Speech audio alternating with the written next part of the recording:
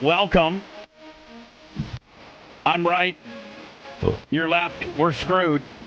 And I'm not letting these two leftist dudes over here just run whatever the fuck. Rampant? Yeah, I'm going to get in here and fight for the right today. We're going to run ratchet. Yeah, I'm not letting you guys run ratchet. Who's a leftist? You two. I'm not a leftist. Oh, yeah, I heard you talking about the guy from fucking Pennsylvania that any human being can see had a stroke and is not competent. He stroked out Jones, but he's a heavy metal dude. He's into legalizing weed. He's got this is all very anti-bald dude with a beard.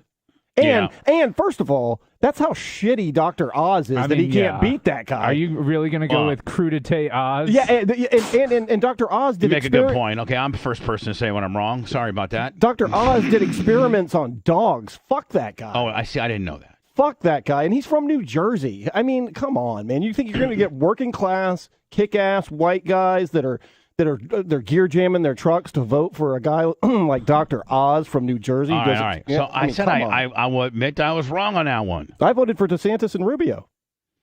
Yeah. Well, I needed to find some of the clips of President Biden's He's shitting his pants. Yeah, he is so fucking shitty. And Brian's over there sticking up for him and shit. I did not stick it. And then he said he was going to start fucking with Elon Musk. That's not what he said. He's going to investigate. Well, why even investigate? Because the Saudis are involved, and we don't want the Saudis having control over geolocation tracking data of Twitter users. Well, we let China have fucking control on TikTok. TikTok's doing it. I didn't say they should. They already killed Jamal Khashoggi using that triangulation and everything. Dude, Saudi Arabia is the worst country in the world, and they enslave half their population. So do you think they should own Twitter along with Elon? No, but I don't think that they should own our oil either. I don't think so either. They shouldn't own that. Yeah, I don't think that the fucking president have the water rights in Arizona that they have. God forbid that Elon goes on there and buys this shit and tells the liberal media to fuck off. I'm going to let anybody. I don't have a problem with that. I have no problem. Well, Joe does. With that. No, Joe does. No, that's not what he said. I don't think the president of the United States needs to be saying a private business owner needs to be quote unquote looked at. No, I agree. Listen to what he said. He said he needs to be looked at. He said he did. He did. He said play the whole quote. Play the whole quote. I gotta find it. And let's take it. Trying to monetize this fucking stream right now. Proper context. Proper context. Well, it's hard to put anything in proper context. He rambles like a lunatic. Hold on. I'm gonna find this. Joe Biden says Elon needs to be looked at. Let's quietly listen to what the context of what he's saying is. I'm gonna find it for you, okay? And I'm gonna play it, and you're gonna say you're so fucking sorry. I'm gonna say you're sorry. Do you know what he should? You know what the answer is? The answer is, you know what? Elon just took a public company private. It's his company. I'm not going to tell him who he can put on or not. Right. You know what? Billionaires buying businesses goes on every day in America. Big deal. That's what he should have said. No, you're trying to tie into some fucking Saudi murder, fucking yippee-yo. Well, because they did. The Saudis have their paws in Citibank. They've have murdered their paws everybody. In everything. And it should all be investigated and stopped. It's not. But nobody's going to do it. Both Here's parties the deal. Suck the Saudis down to zero. Joe's mad that fucking Elon, that the liberal-leaning media that sucks the Democrats' dick and cancels Trump and every other motherfucker, now they have somebody that has not as large of a sandbox, but a large sandbox nonetheless that they can't control. I have no problem with Elon Musk owning Twitter. Listen to what Joe Biden actually said. I like Musk better than Zuckerberg for sure. Oh, absolutely. They're both evil, but yes. I don't think Elon Musk is evil. Elon Musk is the man. They're billionaires who aren't making the world. Blitz made a great observation. You know what Blitz said? They're not making the world better. But that's what I'm saying. But so if you have that much power, that much ability, that much capability, and you're only worried about accumulating more wealth, then you're an evil motherfucker. But that doesn't. If you're hold on. Nobody's under any obligation to make the world better. This is what Blitz said. Blitz said, okay, I'm glad. All he has to do is call Joe up and say, hey, Joe, you want to fuck with me? Good luck on launching a few of your stupid-ass fucking satellites that you want me to do for you, bitch. About to get mines. Hold on, stand by. Mr. President, do you think Elon Musk is a threat to U.S. national security? And should the U.S. and with the tools you have investigate? Hold on. That's a terrible question. Hold on. It's a terrible question. Hold on. I want to. Everybody answer. shut the fuck up. It's my show. All right. Now, Brian, listen very closely. Okay, I will. Listen very closely. I will. U.S. and with the tools you have investigate his joint acquisition of Twitter with foreign governments, which include the Saudis. And the tools that you have. Now we're just going to be quiet. To investigate, hold on, his joint acquisition of Twitter with foreign governments, including what we know so far, the Saudis. So context matters. But they're not involved, Elon Musk. But they're involved in lots of businesses in the U.S. So singling we him investigate those deals. We look at them. We scrutinize them. We don't just say, Citibank doesn't get scrutinized. They own this motherfucker. Oh, yeah, they do. All right, hold on. Everybody be quiet. He hasn't answered yet. And when he answers, Brian's going to be over licking his wounds. Stand by. First of all, I'm about old as fuck, and I can't even... Look at this old geezer. This old fuck. Oh, in between shit in my pants and my polygrip coming off, let me go ahead and answer I pooped my pants. I just pooped my pants. Hold on. Oh, my God. Which, hold on. That is... That's like Mr. Burns. That's a nervous... That's a nervous reaction to not knowing how to fucking answer it. I'm just saying. Here we go. Who is Elon Musk? I think that Elon Musk's cooperation and/or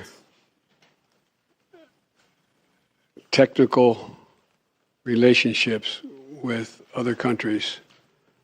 Here we go. Oh my! All right, hold on. Okay, Elon Musk's cooperation and technical relationships with other countries. He's now going to answer what he plans or might do. Right, but listen to what the context is. What did he preface it with? Not Elon Musk. His relationship and cooperation Sometimes with I hate foreign you. countries. Because I'm right. No. Wrong. You're wrong. No, I'm right. I'm right. You're wrong. We're screwed. We would agree to that. Yes. We're fucked. Yes. Here we go. Proper fucked. Cooperation and/or technical relationships with other countries. Here we go. Is worthy of being looked at. Yeah. Worthy of being looked at. Yes. Hold on. Sounds like a threat. Sounds like a threat to me. Hold on. Whether or not he is doing anything inappropriate, I'm not suggesting that. I'm suggesting that worse being looked at. Oh my! Not worth. Worse. Listen to that W-O-R. polygrip. Worse. I mean, he makes Don Imus sound like So he said Elon Musk's relationship with foreign governments in the purchase and acquisition of Twitter, especially on the heels of him saying he had a private conversation with Putin, deserves to be looked at. Hold on, we're not done. Are we sure this isn't stroked out, Jones? We're not done. Here we go. Listen. I'm not suggesting that. I'm suggesting that worse being looked at, but that's all I'll say. Dude, he shit his pants right then. Did you hear him grunting? Brian, this guy's a fucking joke. Fine, whatever. That's not what we were talking about. What we were talking about... He's going to fuck with Elon now. No, that's not. He is. He is going to... as they should. And I don't think Brent would disagree that the Saudis are dirty, corrupt They people. are the worst country in the world. Okay, and hands down. When they get their hands into anything that's American, we should be investigating them. You know what? We should cut off all diplomatic ties and business ties with them for how they treat women. I agree. No objection from me here.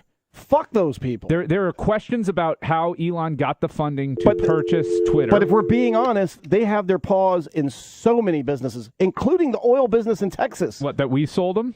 that our country sold them? Yeah, I know. I have a problem with that. They're big investors in Citibank. They're big investors in lots and lots and lots of businesses in the U.S. I have a problem with the Saudi family. I have a problem with Saudi Arabia. We need to get the fuck out of bed with them. I totally agree. I've lived in that shithole of a country. It's the worst place in the world, in the entire world. Fuck Saudi Arabia. I agree. But also, the president saying that we need to look at a private business owner is a problem. No, that sounds like a that's not threat. what he said, though. That's not. But you guys are twisting what he said. He said we need to No, you're sticking up for an asshole. No, I'm not. He sounded like an idiot saying it, but this is what he said. He said we need to look at the connection between Elon and foreign governments, including Saudi so let Arabia. me ask you a question. It could be Russia as well. Let me ask you a question. What's he doing about TikTok? Let me ask you this question, Brian, and I want you Trump to be, was right about banning them. I want you to tell me the truth. Let's say that he's got some Saudi investors into who gives a fuck?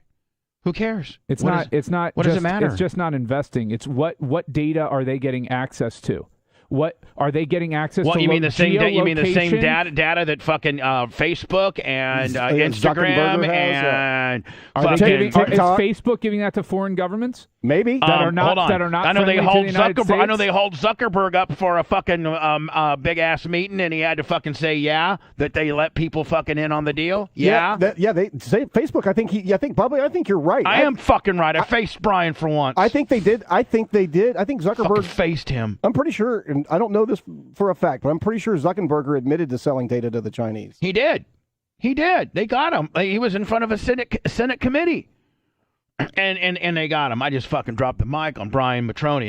That never happened. And then everybody, all these people, I don't even have TikTok on my phone. All these people are on TikTok. Oh, there's a lot of hot bitches on there. So saying we shouldn't do anything about... The Chinese are going to rape you. So first of all, let's unpack this here, okay?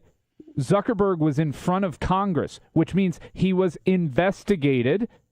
His Facebook company was investigated, and he was brought in front of Congress to justify their behaviors.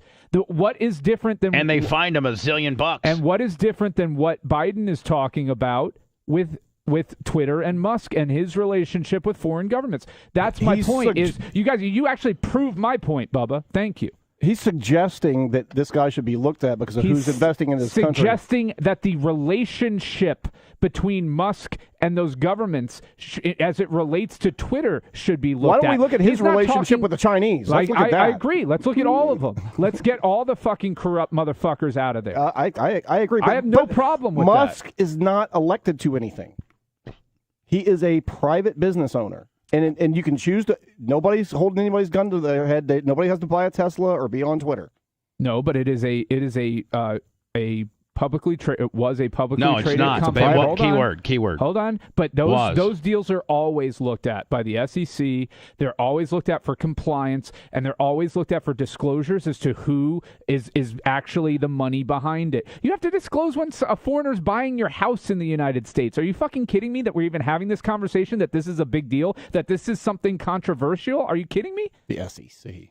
Yeah, we are having the conversation. Yeah, but it's not. There's no controversy. He didn't say go after Elon Musk. He said look at who. That was a wink, wink, nudge, nudge. Go after Elon Musk. Whatever. The deal should be looked at. Period. We know that the Saudis are in on it. But you know the thing we know that here. What do we know? We know that the Saudis are the number 2 investor in Twitter.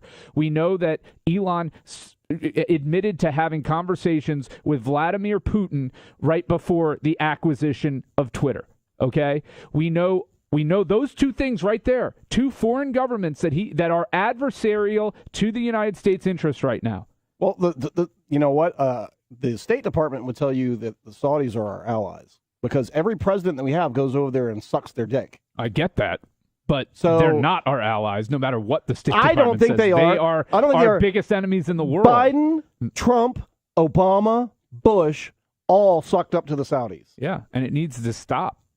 I hope. They were at George W. Bush's house. I hope our next president takes a very hardline stance against the Saudis. If it's him, if it's Newsom, I don't care who it is. Ronnie fucking D. I hope whoever it is. You know what? He proved he is the most unbeatable politician in America. Well, hold on. What he proved, and this is just my opinion, you guys are far more smarter than I am, but here's how I got it fucking sliced up. He proved that Trump is an ass bucket. Yep. He proved that Trump is a non-factor. and he proved that he is Johnny GOP right now. Yep. Period. Drop the fucking mic, and Trump needs to get the fuck out while the getting's good, because he looks dumb and desperate and weak at this point. And weak. And he's now Ronnie's bitch. And Ron DeSantis winning Miami-Dade proved that he can get independents and Democrats to vote for him, and that is huge. Intention is to run again. That's been our intention, regardless of what the outcome of this election was. He has to say it. And the fact that we won. You won?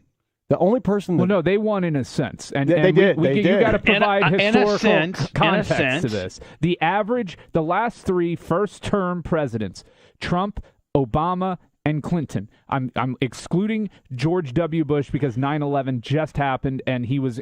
But he still got midterm gains in 2002. He did. No, he was the only one. Yeah, he is. He did get it. He get it because of 9/11. But I mean, his approval rating was at 68%. But he got it. But he got it. He got it. It just took an absolute anomaly of a world attack on us. We were essentially at war. But the last three sitting presidents who didn't have 9/11 lost on average 52 seats in the House. Okay? The Democrats are about to lose, I think, about 20. And the reason has nothing to do with Biden whatsoever. 100% not. It is Roe v. Wade is what Man, motivated, the Republicans, is what motivated people. And MAGA. Hold on. The Republicans, but really not them, because it wasn't a GOP decision. It was Supreme Court. It was the Supreme Court going rogue. Really, really fucked the GOP. If you look at the exit polling, look at me. I am everybody. My mom, who would fucking vote Republican if Bugs Bunny was the candidate, was mad at Roe v. Wade. Yeah. If you look at the exit polling, what motivated, then the number two motivator to get people to go out to vote was Roe v. Wade. Yeah, but number one was the economy. And by a large margin. 60%. Hold on, Brian. In every state, red or blue, where they had a ballot type amendment about banning abortion lost in red states and blue states. Kentucky, Michigan. It lost in every state. It is a losing issue for Republicans. So hold on, you're saying on every, and I thought I saw this too, or maybe you told me it. Every state that had abortion on the ballot, every state, even going to the special election this summer in Kansas, and even like Kentucky, even notably conservative states, Kansas and Kentucky, right? It got shot down. It lost. So that should show. And if you're Ron DeSantis, listen, I love Ronnie D. But if you're the slinging D of the GOP, don't you, Brian, kind of or do you still hard sell that, or do you kind of say, hey, listen, people are taking a shit on this? You have to. So here's the problem with running for office. Depending on who's up against him, and how competitive his primary is, will dictate how far to the right he has to move before moving back to the center to try and win in the general. But here's the thing that DeSantis has in a primary. He now has a record in Florida that has nothing to do with abortion. He's got a $21 billion surplus, record job openings. Our students' academics have gone up since COVID. We've got industry is booming. He handled handing out the vaccine. If you wanted the vaccine, he handled it better than any other governor. He's got a real record. He ran on that. He ran on freedom. His ads didn't mention abortion, and people reacted to that. Now, do you think that? Now, do you think that? Do you think that somebody is talking to Trump, or is he just a megalomaniac?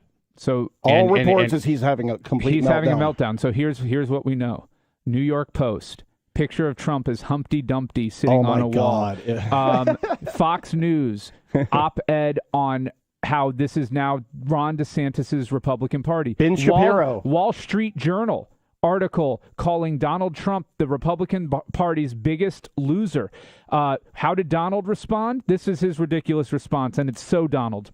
DeSantis may have won big, but I got more votes than him in 2020 than he got in last night. Yeah, because turnout's down in a midterm. Well, he literally wanted to go to the one area he could beat DeSantis in, which was vote count. But he didn't win Miami. But he didn't win Miami-Dade. No. The point being is this: is apples and orange comparison. You probably had 60% to 50 to 60% of the turnout, which means if you doubled our area, Tampa Bay was 50% of registered voters. Right. Our area so if you doubled yeah. DeSantis's number, that he ended up with like 9.6 million to Trump's 5 whatever. And percentage-wise, of the electorate, DeSantis destroyed him. DeSantis, a Republican, he won Miami-Dade. So you're saying, though, but I mean, by all insider reports, is that he's freaked the fuck out? He's having meltdowns on... He was supposed to announce Tuesday, so he's so delusional.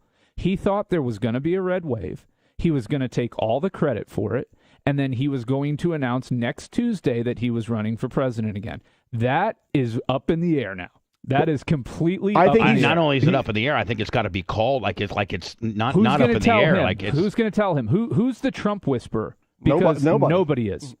Nobody. I mean, nobody can go. Nobody can go to nobody can go to him and say, "No, Donald, listen, things have just changed. Shit has changed. Yes, you got fucked. Yes, you may have had it stolen. Again, Brian, I'm not trying to argue these points, but you got to tell a little fucker what he wants to hear. Yes." You probably got the election stolen from you. Yes, there's a couple bad guys in the woodpile, but America has spoke, and right now, man, it's just shit has changed. Shit has changed dramatically, and it's the GOP and the average conservative has jumped off your train, and there's a new Donald Trump in the GOP, and his name's Ron DeSantis, and you even talked some shit about him a few weeks ago. Well, of course he did. Don. And so, listen, buddy, why don't you, you can run, I know, but you're going to lose, and you're going to look even more fucking pathetic. Because right now you're on the borderline of looking like the fucking little kid who didn't get his way. Yep. You're 100% right. That's it. That's 100% right. And this comes from a guy that I voted for the guy. But I think the guy has fucking jumped the shark. And you're right. And if you look at, there's 3 Republican governors that did really well Tuesday. Ron DeSantis, of course, number one. He really by far and away. And then Mike DeWine in Ohio did very well. And they did okay. They did very to win Ohio. I think he did very well. They did less than the projections, and they lost. And they lost. Ohio won, which was redistricted for them to win. Right. And part of the problem is they put J.D. Majewski up there, who was a MAGA Trumper. And lied about his military service, and it literally cost them a House seat there. It did. But also Brian Kemp in Georgia did very well. And Georgia's exceptionally well. Rapsensberger, the guy that was the Secretary of Elections, did even better. The people the governors in Georgia that followed the law and said, hey, you know what? Trump lost. Sorry about that. Better luck next time. He got 54% of the vote. So you know what that tells you? If you're a Republican, it's time to concentrate on business, on freedom and protecting freedoms, and get off this abortion and these social issues, and you walk away a winner. You mean run on an actual record and a platform rather than hate and division? So rather than just attacking somebody? So Brian, what happens? That's the winner. Hold on. So what happens? So what happens? I'll ask both of you. Start with you, Brian. What happens in Donald Trump camp? Say from now to, I've been thinking about this since Tuesday night. I've been thinking about this. So what do you think? And then Brent, over to you when he's done. What do you think happens from now to the first of the year? Because that's the sweet spot that you got to declare, right? So I think he does. He is frantically searching for his out. I think because you got to keep this in mind too. Donald Trump doesn't like losing, and he doesn't like to be made a fool of. Or to look like a loser. Or have to admit. in any way. So I really am struggling to figure out, because it's tough for him, because he has put himself into a position where his own reputation and his own words make it really. He promised a major announcement concerning the election in 2024 on Tuesday of next week.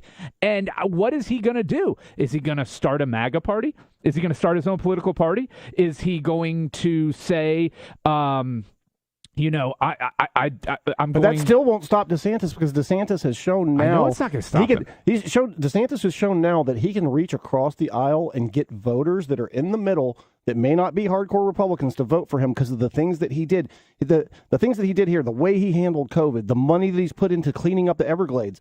the jobs, banning offshore drilling, business banning. I mean, he has really gotten a strong group of people to vote for him. When he's actually been a leader, he has led. So well. let's take what DeSantis has done out of the picture and say, what does Trump do? Because I think that even if you're fucking a guy that's got a 4-wheel drive pickup truck right now and a Trump flag, which I might have been that guy a year ago, even though you might be that guy, you don't want to hear this, and Trump's still your guy. I mean, Trump has to know that America spoke Tuesday night. They did. They did. And I mean, you don't have to be a political pundit. You don't have to be the smartest guy in the room to be able to look at just what happened, who got elected, who didn't get elected, what governors got put in place, how many Senate seats were gained, who controls the House. It wasn't neat, and the overall consensus was that it wasn't near the bloodbath that it should have been for the Republicans, and a lot of people blame. There's a lot of candidates that got beat that were Trump endorsed, and there were a few that won that were Trump endorsed. Yeah, am I right? Am I kind of right? Is that the Reader's Digest version? That is. Anna Paulina may have won, but she underperformed DeSantis in Pinellas County. She's a fucking joke. Let me make one point about her. Those 3 seats that the Republicans gained here in Florida, Anna Paulina Luda had nothing to do with that. That had to do with Ron DeSantis personally redrew those districts, and they drew it so the Democrat couldn't win. Yeah, they were gerrymandered. I mean, it should be illegal what he did, but good on them, because it's happened in Illinois, it happened elsewhere. Anybody that's a Republican in that district would have won. Because the way that district was drawn. Absolutely. Kevin probably wins by a larger percentage. He would have been more. He would have been a real candidate. Well, hold on. Did you see her appearance on Tucker last night? No. On Tucker, Confused Dogface Carlson's show? Yeah, I saw it. I love Tucker. I love Tucker. So you can fuck off with that one. And then Tucker's such a good dude. Are you going to tell me he doesn't have constant Confused Dogface? He has resting Confused Dogface. It's entertainment. His thing. I get it. But listen. It's a bit.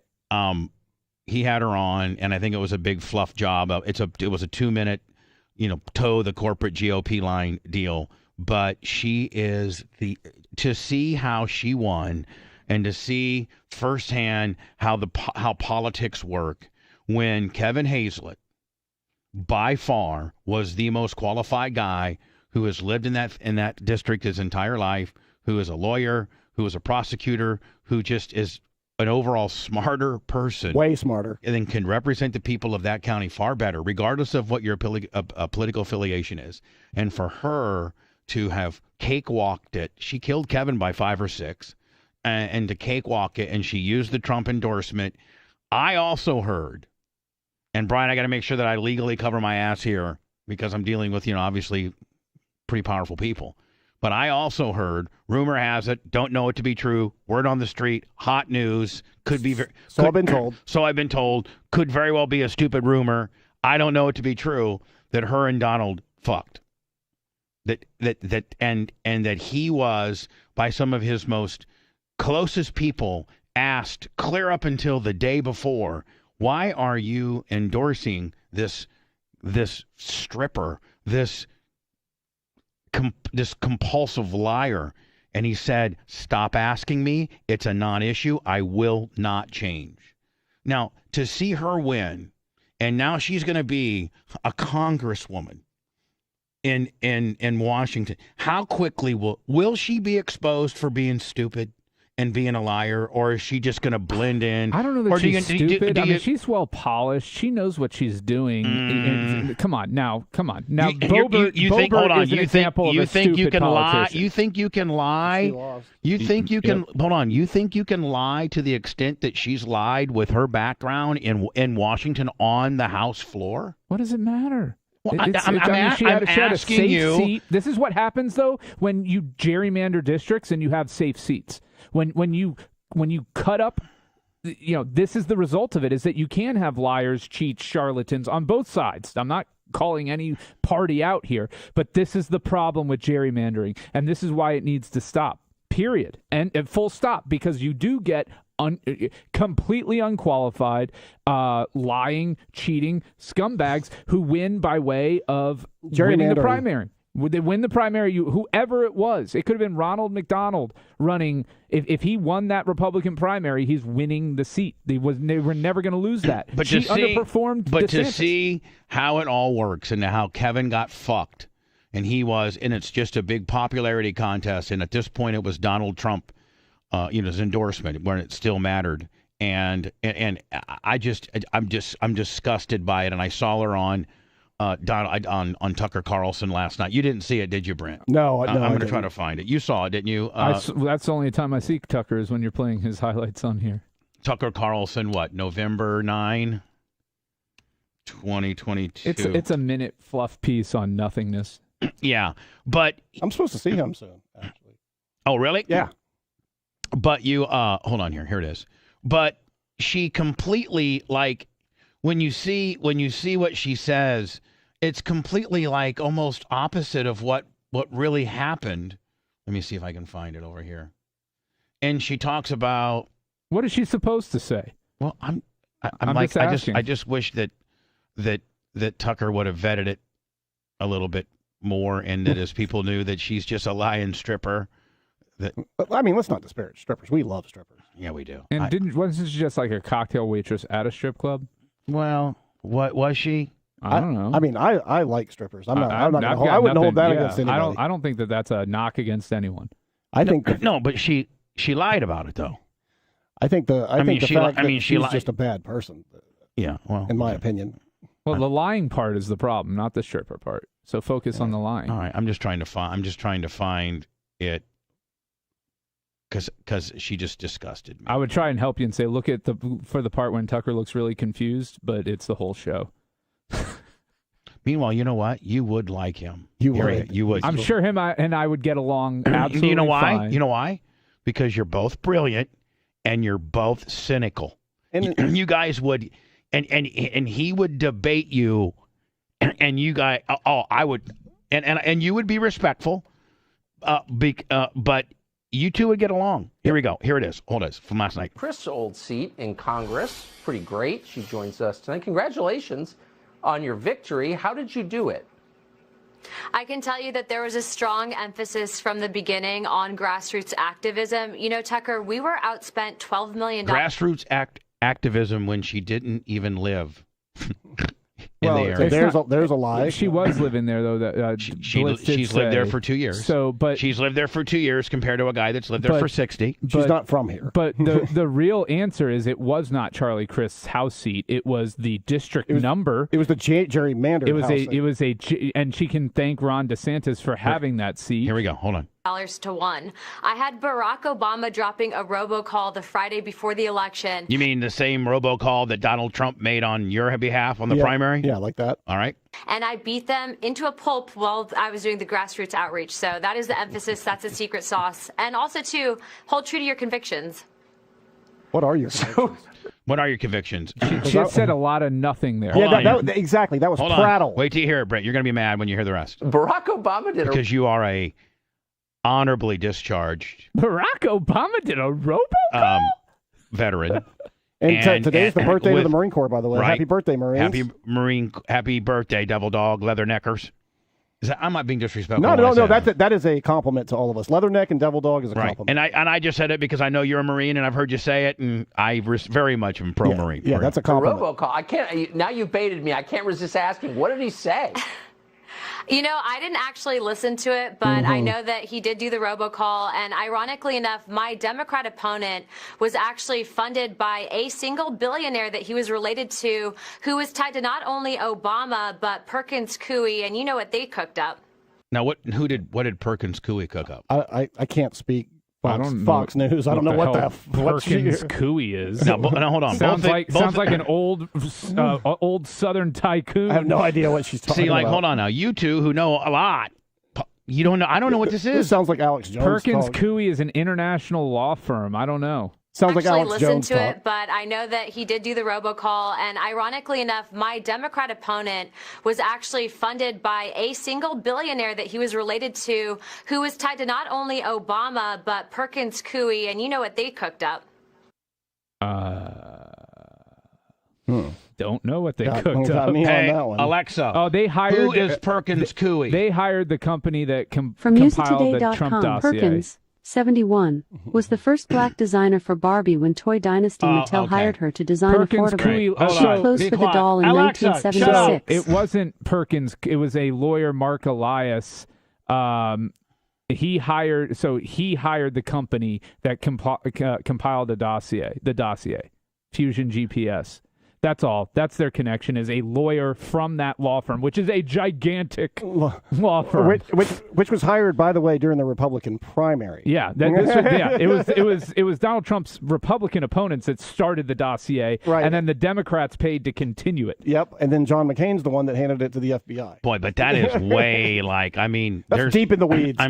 That's deep in the weeds. Yeah. Well, she thought she'd give Tucker a little boner by throwing out the. Do you think he knows what it is? I think he looks kind of confused. Well, that's a given, but he certainly knows what that is, probably, right? I think he knows the conspiracy theory and all right, that. hold Yeah. on. Amazing. How many? And you just got elected. You should not know this. I don't know it. I'm just interested. Won by 8 points, by the way. Instead of the 10 that DeSantis carried. Are there any Pinellas Republicans who had more money going into the races last night? Anywhere? Do you know? I don't think so, at least not in the state of Florida. Bullshit. It seems as It's not true DeSantis crushed Chris on money. And the Democrats gave no money to the state of Florida. They knew Florida was a lost cause. Right. I think they like in 2020, I think the party gave $55 million. They gave $1.5 million to Florida, and they invested in it in 2022. That's it's an outright lie. Yeah, DeSantis had way more money than Chris, and Rubio had way more money than Val Demings. She's out of her mind. Well, Demings early on was beating him, but yeah, I think but later on, like they swooped in and made sure he won, and so he can not show up for work, which I love.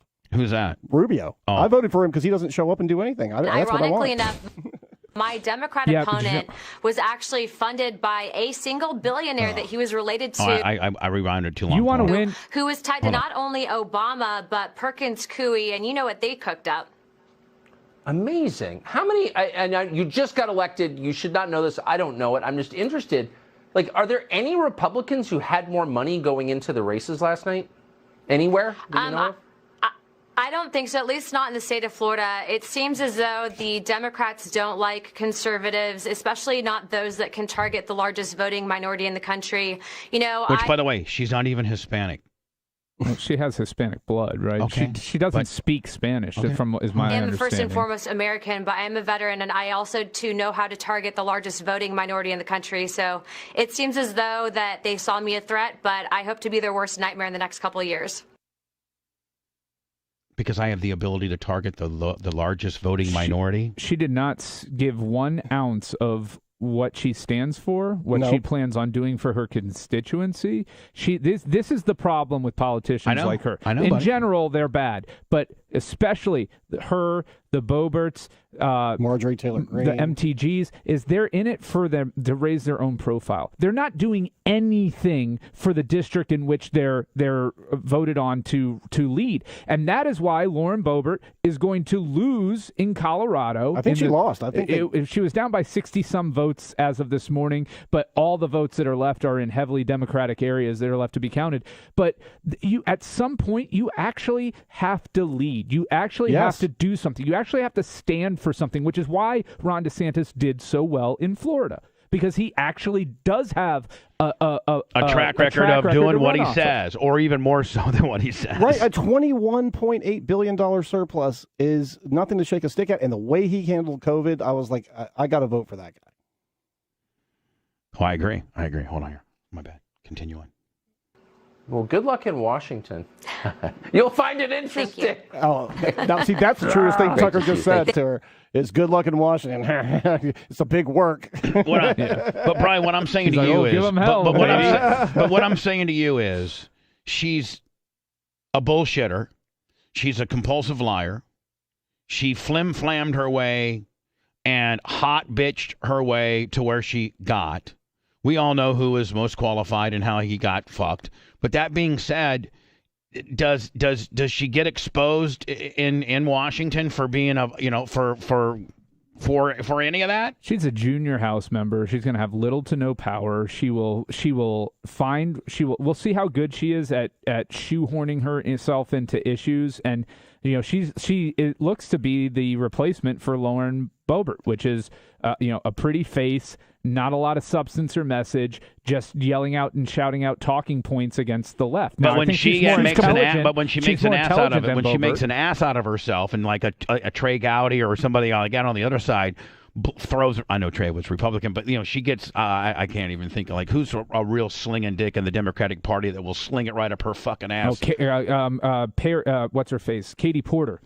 Katie Porter, like a real slinging dick female. It probably wouldn't look so good for a guy to pick on her in the House, but a big slinging dick female on the other side that just absolutely exposes her for the fucking fraud that she is. She's going after AOC. She's the rights AOC down in AOC is in New York. She's down in Florida. AOC is Latina. Is she a one-termer? She's going to play herself off as Latina. Is she a one-termer? No, it's going to be tough because of that district. It has been cut up to get. Look, man, it's tough. I think Kevin could beat her in the primary next time. He could. I think Kevin could beat him. I think Kevin could beat her in the primary. He could now that the shine has worn off Trump, and I think that Kevin could use her sucking up to Trump as a detriment next time. Yep.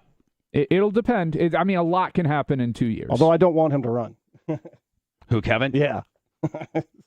Yeah, it damn near killed him. It damn near killed him, and I've gotten to rehire him to be my attorney. So. Oh, great. He's a great attorney. I want my attorney.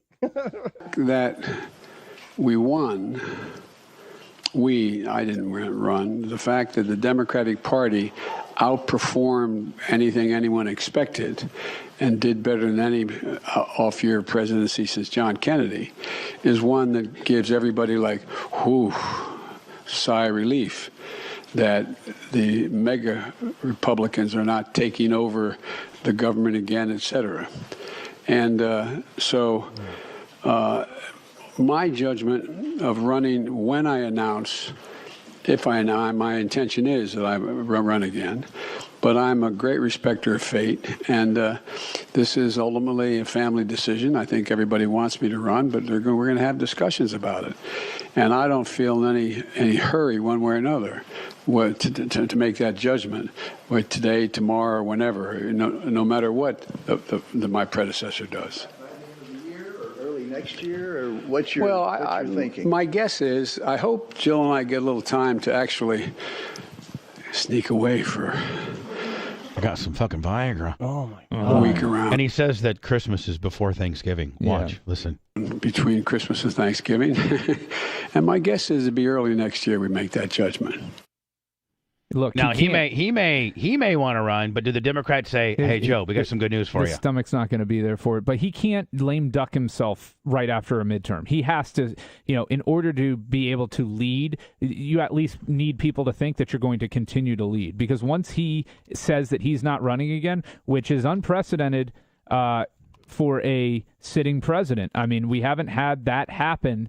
1968. Yeah, so I'm saying unprecedented in our lifetimes, right? So we haven't had a sitting president say, "Okay, sorry, old man." I let that slide. I was still 3 years off, so we haven't lived through it. So it'll be interesting to see in this new political sphere what that does. But there's no way. I wouldn't support the guy. Come on. And I tell you what, a lot of people on the right dismiss Gavin Newsom from California. He won big, and he won. They tried to recall him. He crushed them on that, and he crushed the first time. I don't think he's ever lost an election. He's smooth, man. And he looks good on TV. When Bubba knows how important that is, it's all about the look. It really looks good on TV. It's at least half. He's smooth, and what his record he's going to run on, he's going to say, okay, well, DeSantis has a $21 billion surplus. We have a $98 billion surplus in California. They're the two most successful governors in America, and they handled COVID differently. Numbers came out the same. Well, the deaths per million in Florida was much higher. But yeah, but we have a higher age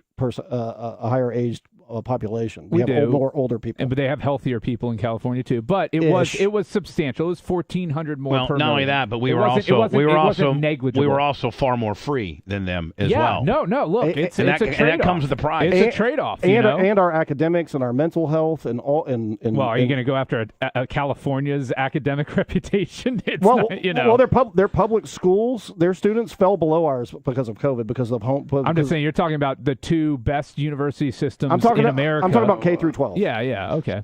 K through 12, we surpassed them because of COVID. And we're going to move to cut Medicare and Social Security. And I think the American public want us to move on and get things done for them. And, I heard that there were, it was reported, whether it's accurate or not, I'm not sure, but it was reported many times that Republicans were saying, and the former president said, how many times are you going to impeach Biden? Impeachment proceeding against Biden. I mean, I think the American people will look at all of that for what it is. It's just almost comedy. I mean, it's but look, I can't control what they're going to do. All I can do is continue to try to make life better for the American people. That was his best moment there from the whole speech that I've seen so far. It pretty much was. Yeah. It pretty much was. Hold on. And for your presidency. Well, first of all, I want to get to that. I want to get to that Latin chick that really gave him the good news. Did you, Britt? You didn't see this, did you? No, was she hot? She's all right. I'm sorry, but she fucking laid. She laid the coals to him. We're providing, and the lawyers that argued for us are not new. 2 years that will help. Here we go. This isn't the girl that laid the wood to him. Is inflation. The GRIO and KFF conducted a study of black voters that said inflation was the #1 issue, and we saw it in this midterm election. What can you promise concretely in these next 2 years that will help turn the pocketbook for the better in the midst of staving off a recession? That's a great question. That is a great question. Yeah, that's what every politician should have been asked, and not just say inflation. And you know what? I don't know who that woman. I don't know who that woman was or who she's with. That's April Ryan. No shit. Oh, that's April Ryan? I believe so. No shit. Inflation is bad. What are you going to do differently to fix it? It's a worldwide problem. We have a worldwide economy. We can make it a little bit better here and there with doing certain things. What are you going to do to fix inflation? In the Fed, in the World Bank, in the IMF, and you fix it. Yeah. Good luck. Number of things. First of all, let's hear, right? Let's hear how he's going to fix it. Yeah. Black unemployment is almost cut in half under my administration just since I began. More black businesses have opened up, small businesses, than ever before. We're now in a situation where we're providing, through the Small Business Administration, down payments for people buying homes, because most people accumulate wealth in the value of their home. Most middle-class families. Most home mortgages are 7 to 10% right now, aren't they? Yes. Yeah, Brian, but that's what he said is like part of it is the down payment. I mean, look, the housing market's out of whack. The housing market's out of whack because we didn't have good local governments passing restrictions on the number of companies, zoning restrictions on the number of private companies that can own houses and single family homes in a certain area. These progress companies and stuff like that. Yeah, they're coming up and buying up the homes and renting. If we had proactive local governments state governments that would have seen this problem coming and said, whoa, we can't allow 30%, 40% of homes in a community to be owned by private companies that have no interest. Like, let's face it, when you live in a community where people own their homes, they care a whole lot fucking more about that community. You go into a rental community, and people just don't give a shit. They're not as tied to the community. There isn't that sense of community pride, that sense of togetherness. And so, yeah, it's something, it's a real problem, and it's something we should think about going forward, which is zoning restrictions that only allow private corporations to own a certain percentage. And once you hit that limit, sorry, this purchase can't go through. Right. I mean, I in the community I used to live in Odessa, this is a place called Progress. And they owned, like, just in that small little, probably, I don't know, maybe 200 home community, they owned like 30 homes. Yeah, that's ridiculous. And they owned homes, and I think their portfolio, Brian, was like 7,000 or 8,000 homes that they owned between Tampa, Charlotte, Austin, Nashville, Phoenix, like they'd get these hot markets, you know what I'm saying? And they would just go in and buy, 100, 200, 300, 400 homes, and in neighborhoods like you, not built like $300,000, $400,000, $500,000 homes back then, right. 5 years ago. It was like mine. My dad bought a home, didn't have it, just scraped together to get home. By the time you're talking about what, 1850? Oh my God! About your God. dad, man. Like it has no relation to what's going on. I mean, we're literally talking about like 1935. Oh yeah, exactly. And what does that have to do with anything? He had built up equity in the home. That's how most people do that, and so. Good luck on building up any equity in your home. Good luck on getting a loan. Good luck on scraping together 20% and then getting a loan at 8%. Well, that's the problem, is that the ship has sailed on home ownership as a vehicle to wealth gain in this country, and that was traditionally, he's right, the number one indicator on advancing in America was home ownership. If you owned a home, then you had natural savings. You when you rent, you're giving away that money every single month. You're never getting it back. It is gone. Money that is gone. That was the absolute foundation of starting a family and a savings and a good way of life, was to be a homeowner. The middle class in America was built on the back of owning a home, of union jobs and pensions. Yeah. That is how the middle class in America was built. We have eliminated unions,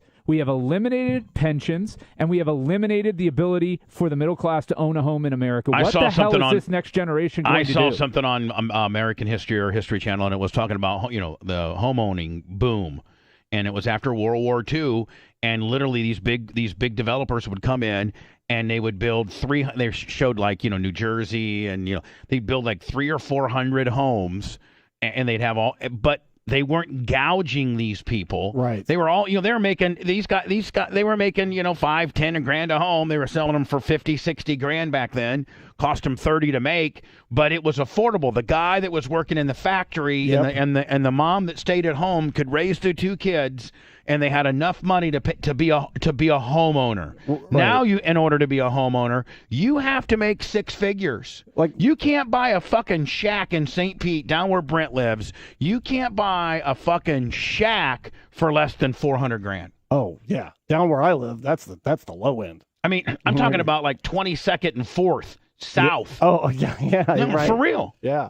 Like, and Brian, in your area is the same. Like in your, Well, I'll tell you right now, my house, I closed in June of 2018. All right, so the last I checked, 4 years ago. The last I checked, my home value had increased 85% since June of 2018. 85% it went up.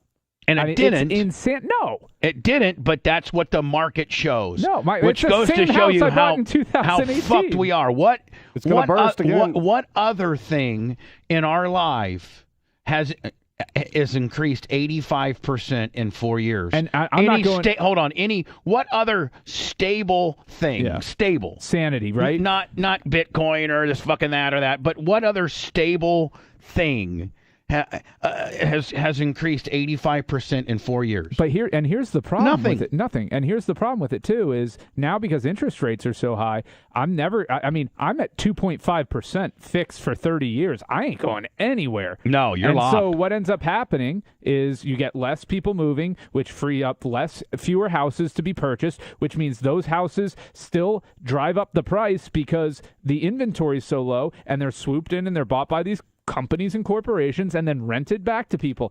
It is a major, major problem. And I would have liked to have heard and seen candidates talking about it this election, and you didn't. And you should really be hearing and seeing it at the local level. Yep. But what I can't do is I can't guarantee that we're going to be able to get rid of inflation, but I do think we can. We've already brought down the price of gasoline about $1.20 a gallon across the board, and I think that the oil companies are really doing the nation a real disservice. How about the Federal Reserve, you asshole? That's who's doing the nation a disservice. Or how about, I know that you are looking into the oil companies' profits But how about Big Pharma? How about oh my God! How about Big Pharma? Is anybody looking into Big Pharma? No, because they own deals and the deals we cut with Big Pharma and the profits that Big Pharma is making in the midst of this mandatory COVID bullshit. No, because they own him and they own Mitch McConnell. So nobody's looking into any of them. These industries own everyone. And big tech owns him and they own Mitch McConnell. Nobody's going to look into anything that's going to make any difference because they are owned lock, stock, and barrel by these motherfuckers. How do we come back from this? Somebody asked over $100 billion in the last quarter in profit. Okay, hold on. If the oil companies made $100 billion in the last quarter, which I'm assuming he's profits. I'm assuming he's talking about the third quarter of 2022. Because I'm assuming. Yeah, because that's the last one. Then let Brent or you, Brian, because you might have access to the computer better. Find me out what the Big Pharma profits for third quarter were, and I would be willing to say it's far more than $100 billion. It's probably second quarter because third quarter numbers probably haven't been released. Okay, then go second quarter, any quarter, second or third. If he's quoting to say that Pfizer's revenue grew to $27.7 billion, grew by 47% to $27.7 billion. That was one of them. Quarter. That was one of them. So their revenues increased 47%. And their operational growth, Pfizer's operational growth increased 53%. They booked net income of $10 billion up. Hold on, it's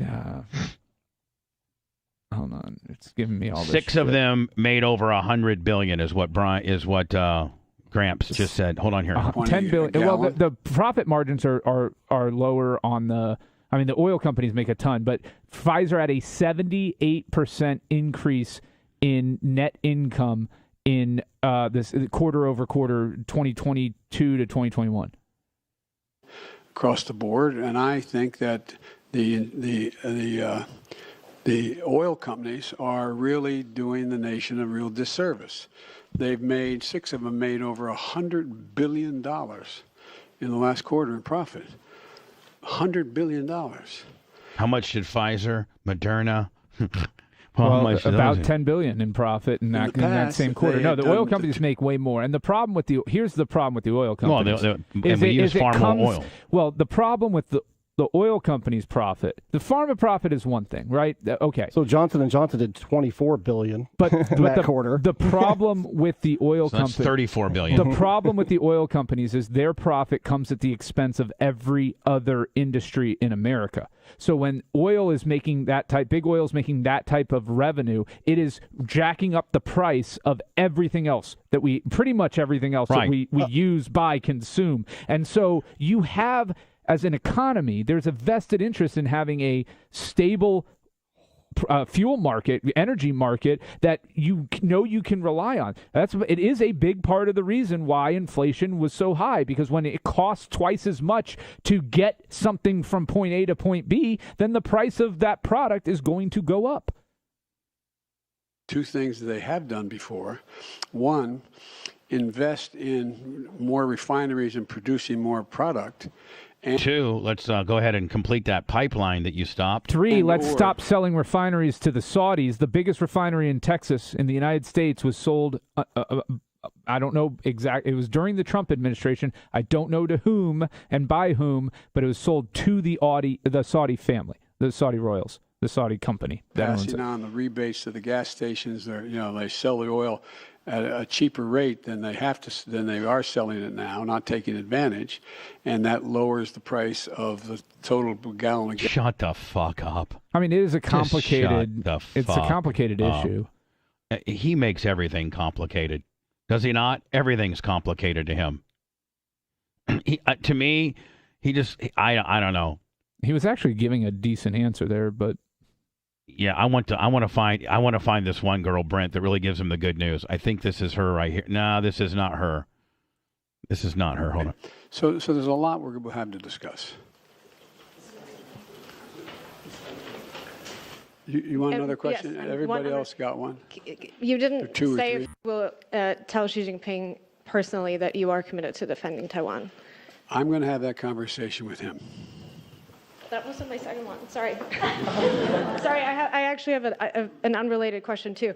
Mr. President, do you think Elon Musk is a threat to U.S. national security, and should the U.S. we've already seen that. With the All right, I want calibrate this girl right here, Brent. This girl. Oh, I love this girl. You got to go to her second question, though, not the first one. Is the first one not good? I mean, you're not going to like it. That's all I'll say. I'm not going to like it. There it was. There's a lot of ways. There's a lot of ways. All right. Kristen Welker. Oh, which, by the way, I like her. I like her, yeah. Which, by the way, though, he looks pathetic when he announces to everybody, "Oh, I have a list of 10 people that I'm supposed to call." Doesn't that sound like not like? Well, I don't know. So I don't know for certain, and I'm just postulating here. But is he blocking certain people from asking questions, or have they just decided this is the way they're going to do? Or nope, hold on. have they just decided this is the way they're going to do? Or nope, hold on. Have they? Or have they decided this is the way they're going to run their press conferences? I don't know. Where everybody gets a chance, but instead of everybody jumping up and going, "Mr. President, Mr. President, Mr. President," and then he picks them, they're like, "No, here's the order we're going." I'd like to know how they pick the 10. Exactly. I'd like to know that. Because you're right. If it's pre-picked, pre-selected, pre-questioned, that's fucked up. It's been that way for a long time, but it is. Even with Trump? It goes all the way back to Clinton. Really? Yep. Thank you so much, Mr. President. I appreciate it. I want to follow up with you on working with Republicans. I'll tell you what, man. I'll take that. I don't even know that fucking Gavin guy from California, but I know that he's smooth, and I know that he's better than this. I'll take him in a minute. If they said, "Hey, man, we'll put the Gavin guy in there tomorrow," and Joe's sold. Gavin Newsom versus Ron DeSantis would be more heavyweight battle. How do you think that? How do you think that? It'll be a razor thin. You wouldn't even know on election night. Yeah, no, it's going to be another one that it takes, because of the way the elections But are okay, but conducted. hold on, Brian. If you look at the states that Trump, if you look at what won the election for Biden, now hold on. You just need to look at four states. That's it. But hold on. Georgia, Arizona, Wisconsin, Arizona, Pennsylvania, and Pennsylvania, and Michigan, and Nevada. Okay, but I think those are the states. I think DeSantis wins Georgia. I think DeSantis wins Arizona, and I think DeSantis wins Pennsylvania. Yeah, it'd be Pennsylvania. That'll be an uphill battle. That's going to be where the Wild West will be won there. Or I think he wins Wisconsin. He could win Wisconsin. Wisconsin just went red. It was close. It was super close. I know. I understand. It didn't. I thought the governor. They just put a governor was blue. Was Democrat and the senator was red. Okay, I'm sorry. The senator was barely red. All right, but hold on. And that was a mistake by the Democrats. If they ran a more centrist candidate there, other than Mandela Barnes, they probably win the Senate seat in Wisconsin. So without my prediction, about just your prediction, not Brent's, just yours. I'm gonna name the state, and we're talking about we're talking to Ron DeSantis and Gavin Newsom, and you say blue or red, just right off top. Georgia, red. Pennsylvania, blue. Ohio, red. Michigan, blue. Wisconsin, blue. Arizona, red. Nevada, blue. Texas, red. Well, I mean that's winning by a nut hair. One of the two. It will be razor thin. Those two. If it's Biden, DeSantis will crush Biden. I'm putting mine out there now. What I would predict it would be with a Newsom Whitmer ticket. Would be my prediction. Newsom Whitmer. They're talking about Newsom Pritzker is what they're talking about. Yeah, I'd go with Whitmer. But the Dems would win 276 to 261 with what I just gave you. In order for the Republicans to win, they would have to take Wisconsin. They would have to take one of Wisconsin, Michigan, or Pennsylvania. Right. But that's with them winning Georgia, winning Arizona. North Carolina, and winning Arizona. Right. They would have to still take one from Pennsylvania, Michigan, or Wisconsin. And who is DeSantis' running mate? The African American guy from South Carolina? I think Tim Scott would be really good for him. Me too. I think Tim Scott would be Brian, what about you? I was thinking about this. Kristi Noem might be a good one. You've got Nikki Haley. If she's too tarnished with Trump. But she is. But at the same time, if you're looking to bring MAGA into the fold there, you can't afford them to sit home. Hold on, if MAGA is so fucked now, what's it going to be like in 2 years? One thing Trump did was energize the base like they've never been energized Ronnie before. D is the Ronnie Ron D. DeSantis can do that. Not to the level that Trump did. I think he can.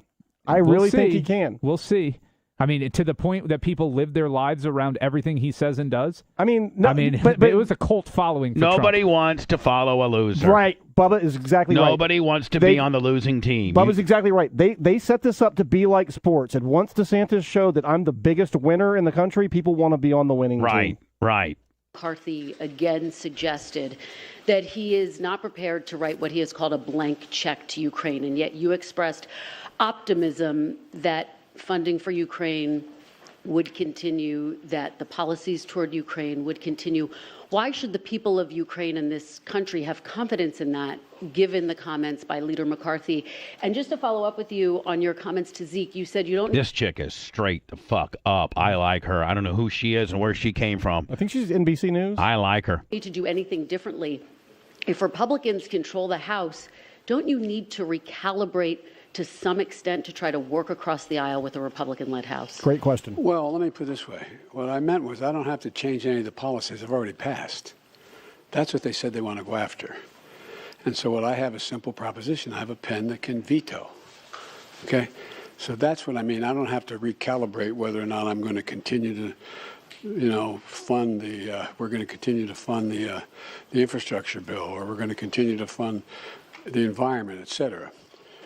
He has blown the environment way the fuck out of the water. That's half of our fucking issues. I mean, it's money. It's money. It's money. Oh. It's so. I hope DeSantis has done a way better job on the environment than any of these Democrats have. I think there is a growing pressure on the part of the American people, expecting. He sounds like he's out of breath. He's parties out of it, and all elements of both parties. Oh my! To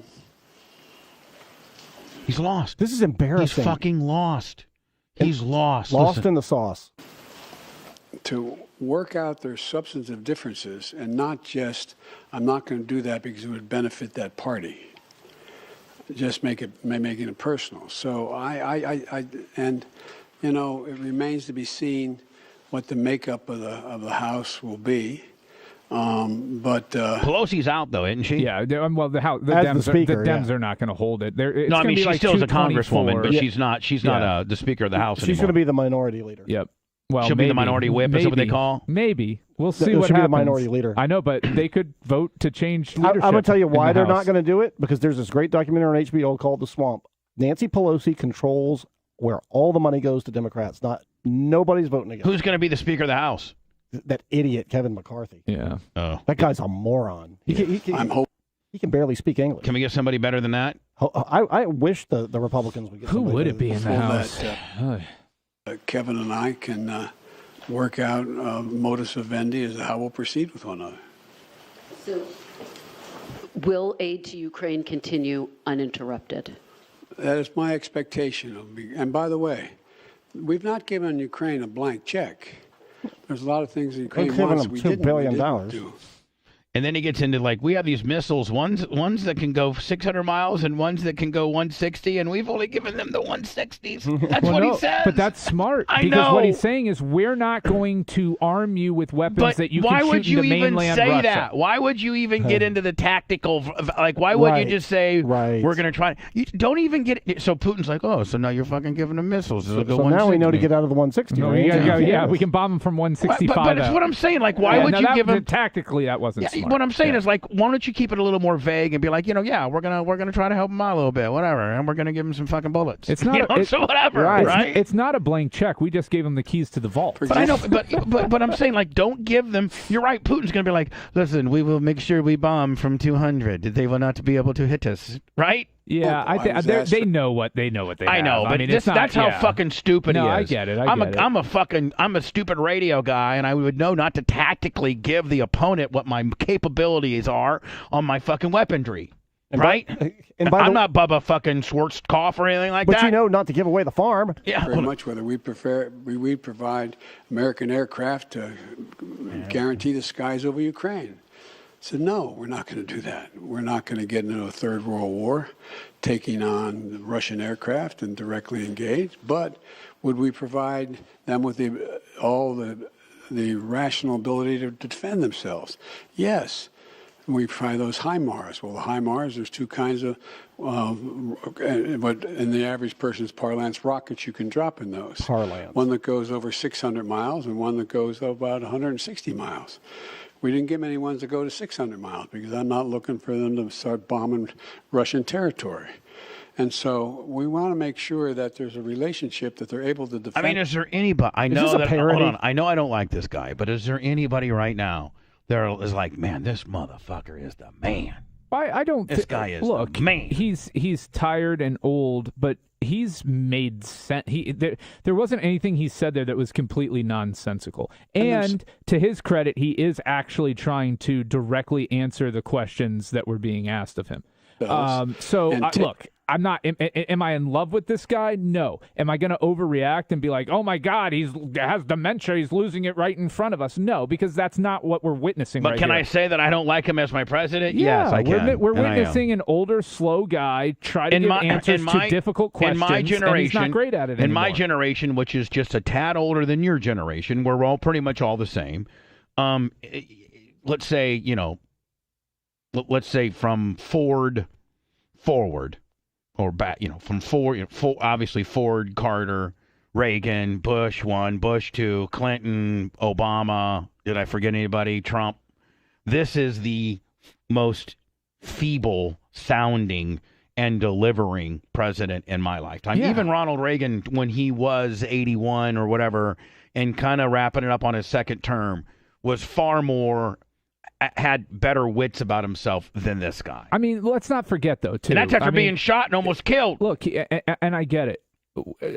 Donald Trump called Tim Cook Tim Apple. Okay? It's not these presidents, first of all, they have a lot on their minds. They have a lot on their plates. They make mistakes. They talk a lot. And when you speak a lot, you say things that are wrong. You say things that are dumb. You say things gaffes that you can jump on.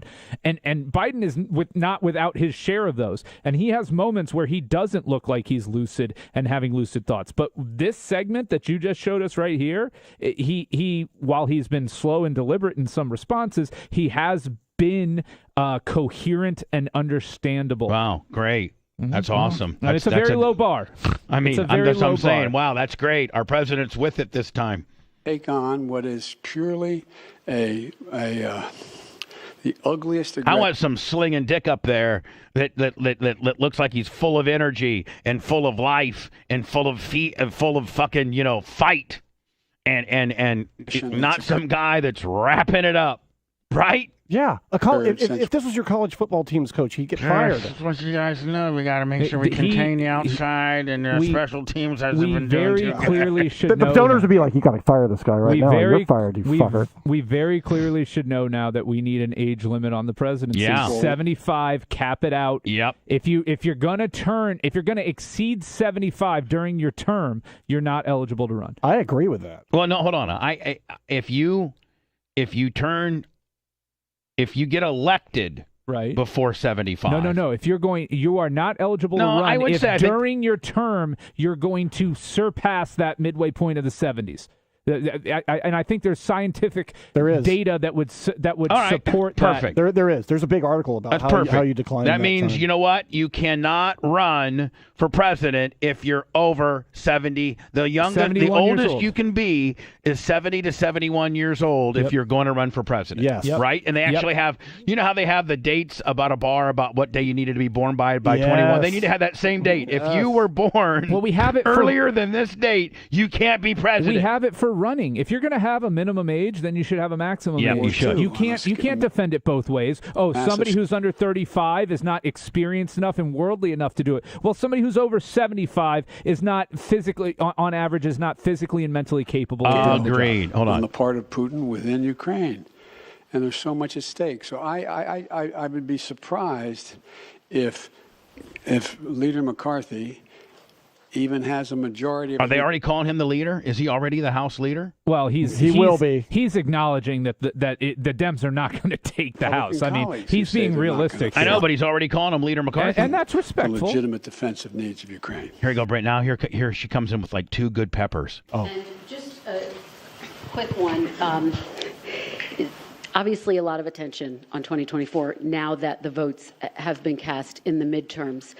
2/3 of Americans in exit polls say that they don't think you should run for re-election. What is your message to them, and how does that factor into your final decision about whether or not to run for re-election? Great question. Really Now, good. she's already, remember, he already said that him and Jill are going to take some time. And, well, she followed back up with kind of a more hard driving question by saying, data. yeah, with exit polls. And I don't think, Brian, you know, you've seen this earlier. How do you think he does here? I think it's it's not the best answer. Watch me is not the best answer. Brent, you've not seen this, have you? I have not. I'd like to get your reaction. It's flippant. Here we go. His response is flippant. Here we go. It doesn't. Oh, let me just. I want to play it completely in context, so you don't. So no pausing. On 2024, now that the votes have been cast in the midterms, 2/3 of Americans in exit polls say that they don't think you should run for re-election. What is your message to them, and how does that factor into your final decision about whether or not to run for re-election? It doesn't. What's your message to them? To those 2/3 of Americans? Watch me. Okay, one more. Come on. See, I don't think he looks good at all. I think that's being kind of a dick. I do too. Hold on. We saw Governor Ron DeSantis with a resounding victory in Florida last night. I love this woman. I know who she is. Who do you think would be the tougher competitor, Ron DeSantis or former President Trump? And how is that factoring into your decision? Aren't these great questions? Yeah. That'd be fun watching them take on each other. All right, David Sanger. That was a good answer. I mean, I got to give it to him. I got to give it to the old caught timer. up into that. I mean, he's there to answer questions about the reality of now. I mean, you can get into tons of hypotheticals, but that was probably about as good as. You know what? I'll give it to you, Brian, on that one. That is honestly when he's just off the cuff joking with people is when he is like seems human and likable. But look, he's too old to serve at this point. If you look at the guy who took office in January of 2020, and the guy who's up there now talking to us, he has. What has happened? He's old. January 21. He got old. He got really old. Well, really first fast. of all, Bubba, he was a senator for 36 years, vice president for 8 years, and now he's how much power do you need? What is wrong with you, man? Well, I mean, it all starts. I think we talked about this. We talk about it every time. But we need term limits on senators, on congressmen. Yes. And listen, there's term limits and on lobbying restrictions. Yes. Those are the two things we need. Term limits and those two things in restrictions. themselves, Brian, would really right the ship a lot more than anything. What would happen is you would get people who actually care and want to make a difference serving, rather than people who are in it for their own self-interest. And regulate soft PAC. If you right like that, I mean, this soft PAC money. That Citizens United decision was terrible. If you made it so that an exiting politician could not be a registered lobbyist for a decade after they held office, it would eliminate. That would be huge. 50% of the problems that we have with our government. And also, in all this, they need to say, if you work at the FDA, you can't go work at Big Pharma. And if you work at Big Pharma, you can't go work at the FDA. And if you're a U.S. attorney, you can't fucking defend bad guys when you're no longer the U.S. attorney. Especially at an office that you used to work at. Yeah. Right. That is insane. Well, we're experiencing that. Yeah, well, we're going to... No, I'm just saying. And then, U.S. attorney, I'm no longer the U.S. attorney. A bad guy comes and hire you. I walk right on into the guy that was my assistant, and I said, hey, Jimmy, you can't fucking file charges on this guy. You're my boy. Yeah, that is insane. That happens, Brian. I know firsthand it happens. I mean, you've been under the French fry lights by the feds. Yeah. Have you not? About 16 hours of questioning. How was that? Not the most fun I've ever had in my life. Do they when they're... We don't have to get into it, but I mean, I don't mind talking about it. No, hold on. But I do. I do like to talk about it because I've been fucked with, but I've not been fucked with to that extent. And do they flat out fucking lie? Oh, yeah. I mean, do they just flat out lie? So what the most frustrating... No, was this the FBI? This was so this is the way they do it. Okay. So I got pulled in, and I got told that I was a subject of a criminal investigation. Okay. So what they gave me the opportunity to do was what they call queen for a day. Now, let me ask you a question. I got some questions here. Do they make contact with you and tell you to come down to the FBI agent, or do they show up at your work, or do they show up at your house? How do they make initial contact? So because I love the logistics of it. So for us, my experience, because it varies. My experience, but your personal experience. My experience was a knock on the door at home or work at my house, okay, in my apartment at the time, with 3 armed FBI agents, telling me that they were there. Suit jackets, FBI jackets, suit jackets, but they were carrying, right, obviously. Black sunglasses, earpieces, the whole 9 yards. Well, it was early morning, so it wasn't quite Men in Black look, but it was close to that. Who answers the door? So to provide some context, some background, there had been rumblings that the whole Phil Campbell thing was being elevated and escalated to the FBI. Which was a bunch of bullshit anyway, because supposedly his dad worked for the State Department or something. Yeah, and he had very connected attorneys, and he was connected. So it was on our radar, Brent, but that's a fucking shit show. It wasn't anything. We're going to get to all this in due time. Originally, that I was too overly concerned with, because my role in the whole briefcase gate was very minimal. Right. So I get a knock on the door, FBI, and I'm like, oh God. And you kind of knew it might be coming. And so I told my wife to stay in the room with the dog, because I didn't want my dog getting shot for going after 3 strangers who are, so first thing I do is secure my dog, secure my wife, tell her to stay in the bedroom. So I go and I answer, and it's the FBI. Are you in your underwear? Are you in the shirt? I threw on shorts, and because I was like, I didn't know what was going to happen, right? Am I going to be taken? Well, if I'm going down, I want to have shorts on, right? I don't want to go out. I wear boxers. I didn't want to wear boxers out to my perp walk. So I answer the door, and they're like, we have a warrant. And they hand me the warrant, and it was for a cell phone. Now, at the time, it was January of. They were looking for the cell phone that I owned and possessed in January. On or about January 20th of 2012. But the warrant had a typo, and it said 2021. So I said to... Now, hold on. But you're the guy that finds that typo. Exactly. I'm the fuckhead that just hands him the phone, right? So I say to... No, hold on. As you're reading this, do you read it? Yeah, I read it. Now, do you sit down at the kitchen table and read it? I mean, I'm standing right in front of them. They hand me the warrant. They're still outside. Like, they had walked into the threshold of the apartment. So I'm reading it. And I said, look, I have no problem giving you guys what you're here for. I said, the problem is you got to come back in 9 years. I don't have this cell phone yet. I said, this warrant clearly is asking for a cell phone that I do not have. So, hold on. Now they're really fucking mad because you guys, you tell them they got to come back in 9 years. Brian, what do they say? They say, they grab the paper, and they say, we'll be right back. So 2 of them stay with me. One of them goes out and calls whoever his boss is, or somebody, assistant U.S. attorney, the U.S. attorney, and he says, hey, here's this problem with this warrant, and the guy goes, I don't care, take his cell phone. And so he comes back in, and he goes, listen, I don't care. I was like, I'm just telling you Fruits that of a poisonous tree. I said, whatever you get from this is not gonna. This is worthless evidence to you. But if he goes, listen, you have 2 choices.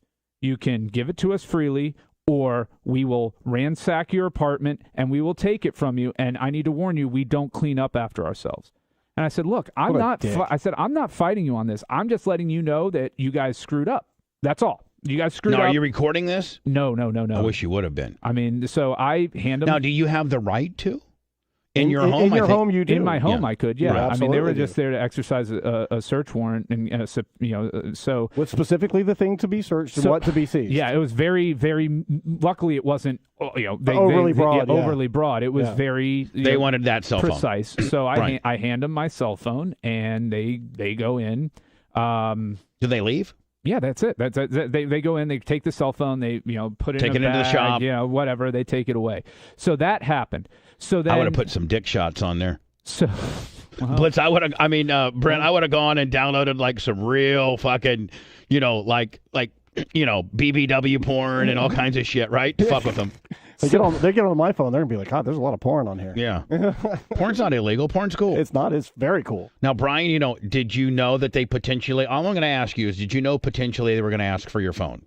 I didn't know exactly what they were there for, but I knew there was an investigation and they were looking into. And I wouldn't want to hand somebody my fucking phone. I mean, it sucks. I had to go buy a new phone, but whatever. It is what it is. So I don't want people seeing what's on my fucking phone. I mean, look, I don't have a lot of control over it at that point. I could be upset about it and up in arms about it, or I could just but once they get their phone, they can get into all your email. Yep. They can get in your entire life. Yep.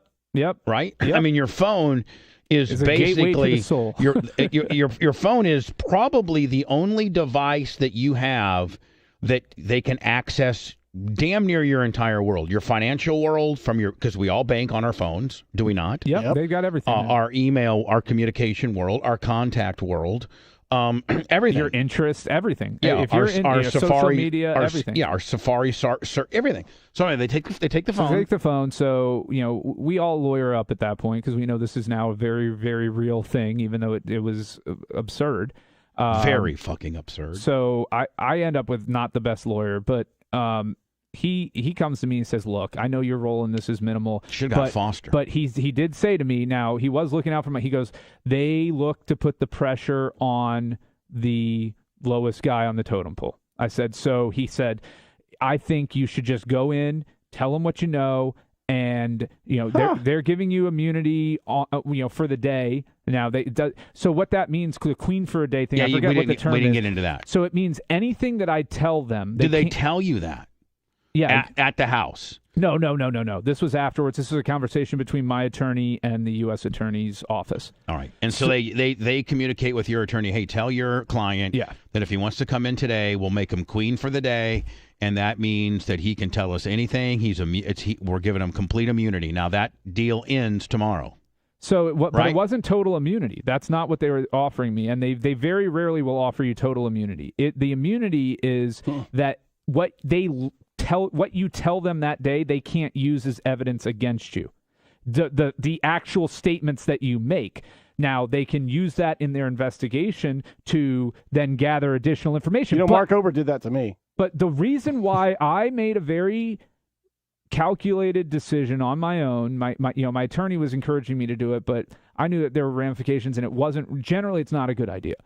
But I suspected, and my beliefs were confirmed, that they had created this scenario that was totally farcical, that they were going down a path. And see, what you need to understand about the FBI is they don't operate from we have this piece of evidence, let's see where it goes. No. They operate from, this is what we think the finish line is. Let's see how we they operate with what we want. They reverse engineer the case. What we want, and here's then the conclusion. Here's the conclusion. And that has happened to all of us. How do we just make the dots connect so that we can rationally reach this Here's conclusion? what we want. Right. Now, how do we fucking come up with this shit to back what we want? And vaguely, broadly speaking, not getting into any specifics, they can also have solid evidence of solid crimes and say, we're wiping our ass with that. Yeah. Yeah. Mm-hmm. So I met with them, and my decision after thinking about it was they clearly, based upon the little bit that they shared with my lawyer, I was like, they clearly have no fucking idea what actually happened that night. Like they're so messed up about it, about the facts, that if I don't give them something, I am going to get indicted. That was my fear at that point, because the story that they had constructed was so off on what actually happened that night. So I met with them the first time for 8 hours. Now, what they do, they have the FBI agents in there with you. The FBI agents... Now, when you met with them for the first time, where was it? It was at the federal courthouse in downtown Tampa. Okay. So not the federal courthouse. So I'm sorry, the FBI office. The FBI office in downtown Tampa. Oh, not over here. No, the FBI in downtown, it was like the 20th floor of a building right next to the Bank of America building on the other side of the street. Okay. On Tampa Street. So, which wasn't too far from your office. No, it was right there. So I meet with them, and what they do is they have the U.S. attorney present, but the FBI agents are the ones that ask you the question. And the reason is that if you make a false statement to a U.S. attorney, that's fine. Oh, but trust if you me, make I know a false statement to an FBI agent, it's a crime. Ask Martha Stewart. That's what they got Martha Stewart on. Exactly. So they've got a lawyer who's essentially there passing notes. They're meeting in the hallway, who's essentially leading the questioning, but feeding it through the FBI agents so that if I did answer untruthfully, I was committing a crime. But assistant U.S. attorneys, just to be clear to the audience, are involved the entire way. The entire way. They essentially are law enforcement. It is too connected. It's a terrible way to run the system. A terrible way. So 8 hours I spent with them that day. And they're just trying to do nothing but just trip you the fuck up. Every single and it was so frustrating because their reversed engineer story was so different than the truth, and trying to get them to see that was I remember a few times I banged my hand. I'm like, guys, we went over this. What you're asking is this, and it's not what happened. And I'm telling you that, and I have the proof of it. So when you answer it the way they don't want to, they just a few minutes later ask you again. Oh yeah, a different way. A different way. And they're trying to wear you down. So I do all that. About a week goes by, and my lawyer goes, they have more questions for you, and they say they got you dead to rights. They say if you don't cooperate with them, you're going to get indicted. And I've got this threat over me. I mean, this is just hanging over me, right? So they send that bullshit down the line. So they send it down the line again. And I said, well, what do they think they got on me? He's like, I'll see if I can find out. And they say, oh, they got you on this. So I'm like, that was like fucking idiots. And they think that you're. I mean, did they forget that you're a lawyer? I don't know what they thought, but they were because they were trying to make their reverse engineer their conclusion. So I said, fuck it, I'll meet with them again. So another 6 hours, 7 hours. Let's go dance again. So I went again, and I met with them again, and we went over everything again, and I corrected the shit that they were wrong on again, and I never had to meet with them again. My lawyer did get a few more calls after that, and I was threatened again, but never to that level, and ultimately nothing ever came of it, and the charges from a criminal standpoint, nothing ever came of it. Now, the really dirty part to me was, well, I'm not even going to get into that, but because that deals with my profession still. So, but yeah, no, that's what happened, and I will tell you. So you're saying there will be, just so the audience knows, there will be a moment for that. But Brian, let me ask you a question. As you say, you can't get into the really dirty shit. Was there some really dirty shit that I'm not saying what it was, but was there some real dirty shit? It was dirty pool, and it was not fair to some people that ended up not, with us anymore from a professional standpoint. We are, and all that will be addressed in due time. Yeah. So anyways, I'll tell you, you don't want to be in that situation. It wasn't fun. I didn't have a solid shit for quite a while. It will, every time my phone rang, my asshole puckered. It was one of those times in your life that I will never forget. It was a year.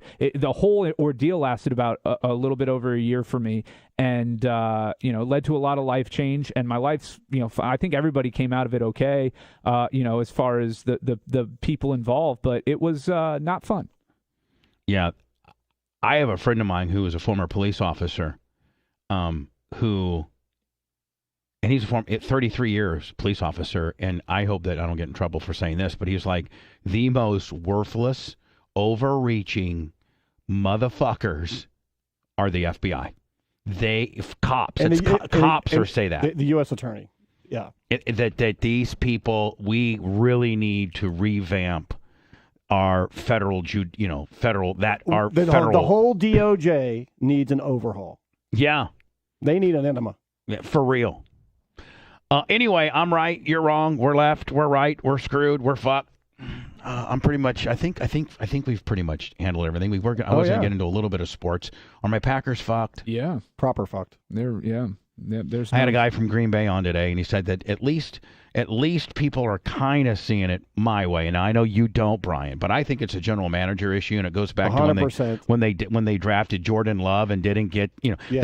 they've not drafted a wide receiver in the first round since Javon Walker from Florida State. How many of his 3 picks, again, I didn't watch the full game, but how many of Aaron Rodgers' 3 picks against one of the worst defenses in NFL history were on him versus the receivers? The first one was definitely not on him at the goal line, because that one, I watched the whole game. That one got batted. But that's kind of on him. So Here's the deal. It was just a weird fluke. Here's the deal. The league now knows they can play man-to-man on him because his receivers cannot separate, and they have dropped more passes than any other team in the NFL, and they don't have anybody that's a threat, and he can't put the ball where he used to be able to put the ball because these motherfuckers can't catch it. And the other thing, Bubba, is that first interception, they were first and goal from the 1, and they're throwing the ball. Hand it to 33. Yeah, 33 is a bad motherfucker. Well, now he's tweaked. And you got 28 too that can power it in there. Well, so I don't know. I think power running. I did send Lummy 100 today to put 100 on. I think on what are you betting on though? The money line. I'm taking a 5. I'm taking a 5. I'm taking the points. I'm taking the 5.5 in the Packers. Okay. On who they playing? Dallas in Green Bay Sunday at 4:25. Nice. Now, I just think that I think they'll rebound. I really do. They just lost Rashawn Gary though for the year. Oh damn. The edge rusher from Michigan. Dude, he's a stud. Yeah, he's got 8.5 or 9. Do anything to get better at the trade deadline. That is. They were up for the Claypool deal, but supposedly the Bears really fucking fucked them because Quay Walker's got to step up and start putting some pressure. Ain't shit. I mean, he hasn't done shit. How's Bakatari doing, buddy? Fast. Bakatari ain't shit. He ain't playing, right? Well, he played the first half against the Lions and then sat out until the last series riding a stationary bike on the sideline. Yeah, he's never going to be the same. He's pretty much done. I bet you he has like I said, the microfractures in the knee, and once that happens, you're done. Yeah, Quay Walker has to step up and start putting some pressure on the quarterback. Yeah, he really does. I don't know. I think Joe Barry's an ass bucket for defensive coordinator as well. And some of the play calling, like I question. Yeah. Although I think the full preseason, working out with your younger receivers to be ready for all this. Well, it'd be nice to figure it out or it'd be nice to have some fucking wide receivers that can catch the fucking ball because you made it a priority to draft a wide receiver instead of a quarterback that's now in his third year, holding a fucking clip. And all it did was piss off your fucking star guy.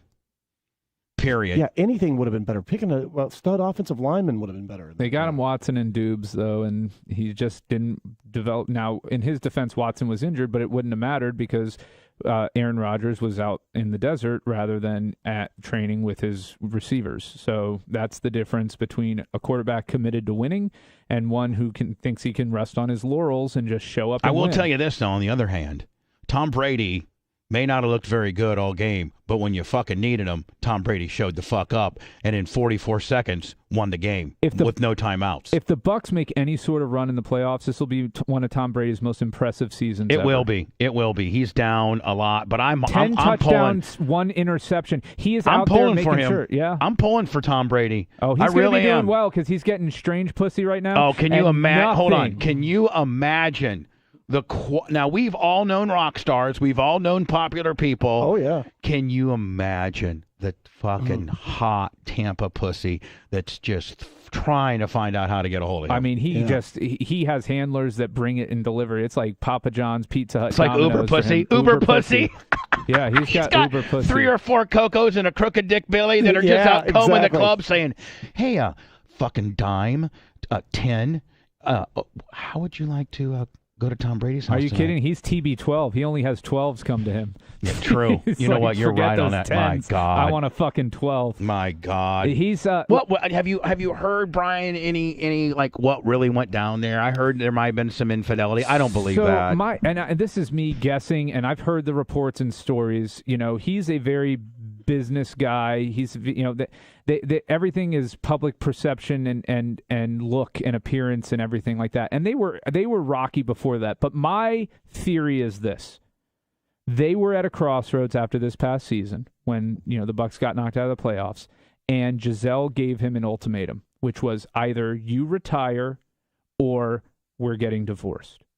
And before Tom made or could make that decision, Giselle or her team leaked to the media that Tom was retiring. And that forced his hand, and he said he was going to retire. And then he got to thinking about it, spent some time with her, and realized this ain't going to work out between you and I. So he went ahead and said, I'm coming back to play. Because I'm not going to have you make this decision for me. Right. He felt forced. And at the end of the day, man, these players, if you ask them, they don't miss the game. They miss the locker room and the camaraderie. Yes. They miss the boys. Yes. They miss a place to be every day with the boys. So she does that to him, and he flips it around and says no. When he leaves training camp, they're working out all the details of the divorce. That was 2 weeks in New York City, I think, at the lawyer's office. That was the 11 days he needed off. Whatever it was. However long. Working out all of the terms and the details. That was an 11-day divorce mediation, pre-divorce mediation, where they had this deal kind of worked out. Right. Then he went through came back. Supposedly the prenups both stood. They were ironclad. So I think they just had that as a template, and they just had to split up properties, basically. And I'm sure there was a lot, and there was a lot to go over. And so that's what I think really happened. I think Tom Brady is too calculated of a guy for his fucking retirement to leak and then him to be forced. That shit would not happen with this guy. I think I agree with how that went down. But that's the only thing that makes sense to me in hindsight now looking back. Now, I could be totally wrong, but that's what I think happened. Motherfucker can, if you give him some time, he can still fucking throw that ball. And that's the issue for the Bucs, is their running game isn't going well right now, and they're he's getting pressured. Yeah, but he's getting rid of that ball so quick still. If the Rams I'll tell you one thing, kind of offense, they should have won that game. But I will tell you this, Brent. Tom Brady's, unlike the Packers, has got some brothers that can catch the fucking ball, except for the Miller kid in the fucking end zone. But but Miller led that comeback. I mean, he sparked them. He did, but I mean, is Mike Evans hurt? He's not doing. He hurt his ribs earlier in that game. He got sandwiched, and it's like a 3-player collision on him, and I think he bruised ribs. A healthy Mike Evans is unfucking stoppable too. That guy's amazing. But I tell you right now, he looks checked out since he got suspended. Did he really? He looks checked out. I think somebody crawled up his ass, whether it be Brady or a coach or somebody. Todd Bowles. Somebody crawled up his ass about the way, him getting suspended, and he does not look like the same wide receiver since then. His effort on the field looks half-assed. How's Julio looking? Hurt. Every time he makes a cut, his knee gives out on him, or his foot. So all you got's Godwin. And he's coming back from injury. No, you got Scotty Miller and Gage and Bateman. The problem is Gage has been injured as well. Bateman looked pretty good though. Brashard Perriman. I'm sorry, Perriman. I mean, whoever the tight end was. Oh no, that's Cade Otten. He looked pretty damn good. He caught a touchdown. Cade Otten and Tom are finally building that rapport. Watch out. If when Tom has Tom his new Gronk, watch out. When Tom has a tight end. When any quarterback has a tight end, when Drew Brees had a tight end, when Mahomes has a tight end, like even you get down to the college level, those tight ends are matchup issues for linebackers and safeties. Remember when Favre had Chimera? Yep. I mean, if an NFL quarterback has a fucking tight end that can catch. Oh, you can go back to Jay Novacek when Aikman had him. Well, it's tough to deal with tight ends with linebackers and safeties because tight ends it's a huge matchup problem. And what it's going to do for the receivers for the Bucs, assuming they give effort and are healthy, is it'll free them up more because you can't double cover Mike Evans and cover Cade Otten running a seam route. So it will. I expect that they will beat Seattle by 10. I think, it's the first game ever in Germany. Tom Brady's going to want to play out. So I think he's going to be bringing his A game, absolutely. He's also out of the country, so I guarantee you he's getting some foreign ass. He's getting some good German pussy. And you think about this, it'll be 9:30 in the morning on East Coast time, but for the Seahawks, it's going to be 6:30 for them. So I was reading something where the Packers... By the way, the Packers don't have a bye week till week 14. Which is bullshit. Yeah, and that's too late. Week 14, and there is a statistic that somebody did with regards to the away games versus home games versus playing in London versus time off versus bye week and rest and all that. And the Packers are by far have the worst at as far as that. The NFL should do this. The bye week should be 2 weeks. They should be week 8 and week 9 of the season, period. And so you have half the teams off in week 8, you have half the teams off in week 9. And then we're done. Way more fair. Way more fair. Like, how fair is it? The Packers are banged up. They could use a bye week more than anybody. And I think that's it's week 14. Week 14. And that's ridiculous. That's so. Meanwhile, there's people that are already having bye weeks. Yep. Well, and it sucks having a bye in week 5 or 6 or whatever it starts as well. That's too early. Week 8 and 9 should be the bye weeks. Agreed. Half the teams off, half the teams on, period. You still have enough teams to play games. games and to support the machine, and it would be better for the players. It would be better for the fans. It'd be better. It's fairer. And when you look at college teams where they have more control over their schedule, they put it right in the middle. Yep, if they can, absolutely. And they almost all figure out a way to do that. Does Deion? Last question, then we have to go. Does Deion stay or does he go? It'll be the job if it makes sense. If it's A&M, he's gone. 100%. But I don't think it'll be Texas A&M. I think they're going to lose to Auburn, at Jordan Hare, at Me and night. Brent think that they stick by Jimbo because it's $96 million, and you think that they don't give a fuck because they go to 100 of their oil guys and say we need $1 million a guy to get this fucking ass bucket out of here because we got prime time coming up next. And if Jimbo Fisher can fucking recruit, can you imagine what motherfucking Deion Sanders can do? If they are 3-7. And 1-6 in the SEC, losing to a 1-5 in the SEC team in Auburn. How do you keep that guy there? How do you justify it? He has all the resources. They have digressed since he. How's the Florida State guy doing? Norvell's got him winning. They're 6-3. Right? Yeah, they're 6-3. They're 6-3. They beat Miami. How about the Gator guy? Beating Miami ain't shit. How about the Gator guy? But they got to do it. Miami got walloped by Duke.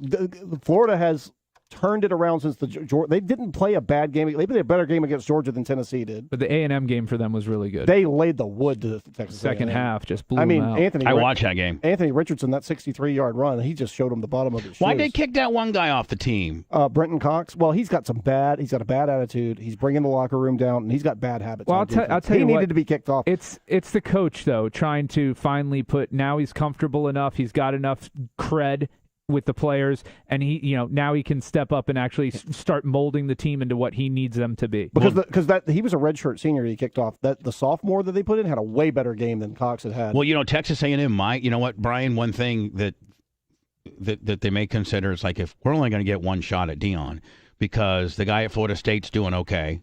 They're not going to blow him out. That's the only other job he'd really probably go for at this point. Texas A&M is, I think, financially the richest, because of all the oil and all that kind of stuff. Isn't it the richest, one of the richest? Well, if their athletic department budget isn't what Texas and Ohio State are, but USC has a huge budget. But their donor base. How's USC's program this year? They're doing pretty good. They're doing pretty good. All right. But UCLA are the kings of the Pac-12. So here's the deal. You know what? A&M says, the only year, all these other places, okay, Deion certainly would go to USC. Deion certainly would go to Florida State. Deion certainly would go to Florida.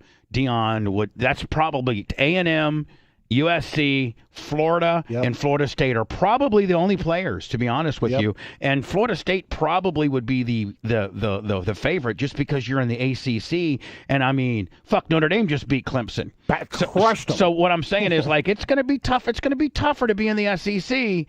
With Oklahoma and Texas joining next year, it's going to be tough sledding in the SEC. Right. ACC's a walk in the park. Well, that's the biggest Texas thing to A&M's going to be like, listen, motherfucker, we're not going to have a run at this guy. Brent just hit on it, though. Texas is coming to the SEC. Little brother Texas A&M, which they always were, and the move to the SEC got them out from underneath it. They cannot afford to fall behind Texas again. If Texas passes, that's why they bring in Deion now. That's why they fire Jimbo Fisher if he loses Deion's to Auburn. a $10 million a year guy all day. And if Saban's making 9, Deion's making 10 all day. And if they lose to Auburn, they fire Jimbo. And I got some inside information that I wasn't really supposed to tell anybody. Well, Deion was in Dallas this weekend, this Monday and Tuesday. He was attending a funeral of his assistant coach's brother, which made it convenient. They didn't have to kill somebody to get him there. They know, but he was attending a funeral. But he wasn't at practice Monday and Tuesday. And he was in Dallas. Huh.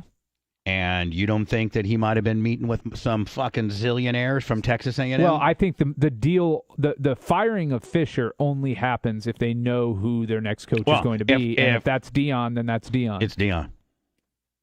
And would he do, fuck, Jimbo had a pretty damn recruiting class just being ass bucket Jimbo Fisher. What would Deion Sanders do? Exactly. No, Deion Sanders would be telling recruits, I'm sorry you're the 27th recruit in the country. I got the top 26 already signed. Buddy. Yeah, I don't got room for you. I'm out of scholarships. I don't got no more room. You want to walk on, kid? I don't know. But Deion's the kind of guy that would pick up the phone and call his friend Nick Saban from, an Aflac commercial and say, hey, I got this kid. Deion's that kind of guy. Say, if I don't got a spot for you, you let me call my friend and see what I got. Absolutely. How much did Florida State eat to get rid of Willie Taggart? 44 million, I think. Okay, and they have Texas A&M easily has double the donor base of Florida State. Easily. They got 96 million in petty cash at the T-shirt stand. It's not impossible for this to happen. I don't see how it doesn't have. If he loses to Auburn and falls to 3-7, you're not getting a bowl game. You're dead last in the SEC. You have Texas coming into the SEC. You just had 2 number 1 recruiting classes in a row. Now, here's the thing. The Aggies quarterback's an ass bucket too, isn't he? Yeah, well, Jimbo Fisher doesn't know how to coach an offense. But here's the deal. Wherever Deion goes, his kid's coming. Oh yeah. And so he's going to go to he's going to go he's going to go to, if there's a program that's got, like, he couldn't go to Tennessee and you just can't put Shedora instantaneously ahead of the fucking Hooker guy. Yeah, but Hooker's a redshirt senior, so you can No. What I'm saying is, though, like, if that's going to be a pivotal situation as to if your quarterback's not better than my guy, if your quarterback is good, and then chances are you're probably not losing, right? Yeah.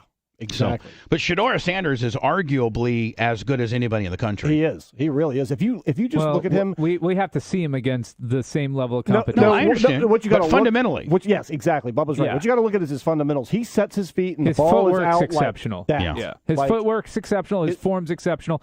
It's decision making when you've got guys that are running that extra 0.3 of a second faster at the 40 at cornerback, that they're coming down and crashing on your receiver. Will you make the right decision to know that window's not there? You also got a guy that's faster as a receiver than you do too.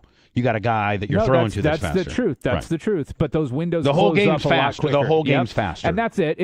Does it transfer? Does it translate? It usually can and does, but that would be the one question. It's like the difference between going from college to pro. Yeah. It's the speed of the game. I mean, hey, Joe Flacco came from Delaware. Well, that was a good quarterback. The window to make the pass goes from this to this. Right. And can you hit this consistently with quicker decision-making required? I mean, hey, Roethlisberger came from Miami of Ohio. They can be done. Oh, yeah. I'm not saying he can't. Look, you have Joe Flacco, Delaware, and you've got Tony Romo. Josh Allen. Yeah. Tony Romo, Eastern Illinois. Yeah. Josh Allen, Wyoming as a please take me, and he played like community college, didn't he?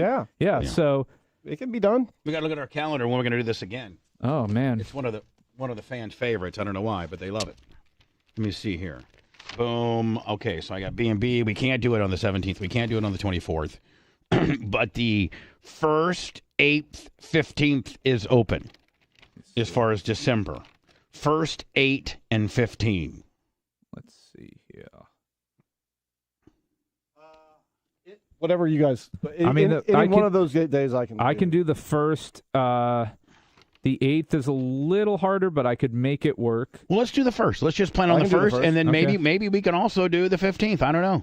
I got B&B down for the 1st. Yep, I can definitely. Then we'll look further as we, after the 1st. It's good to know that we'll be on the 1st. Brian, thank you, my friend. Thank you, guys. Always a pleasure. Brent Hatley, I love you, buddy. Yes, sir. And thank you for listening to I'm Right, You're Left, We're Wrong, We're Screwed. A little bit of sports, a little bit of bullshitting, a little bit of FBI stories. Have a great time. Have a great day. Make sure you follow us on and subscribe on our YouTube channel. We hit over 50,000 subscribers on YouTube. Amazing. Yeah. Good. Congrats. Awesome. Congrats.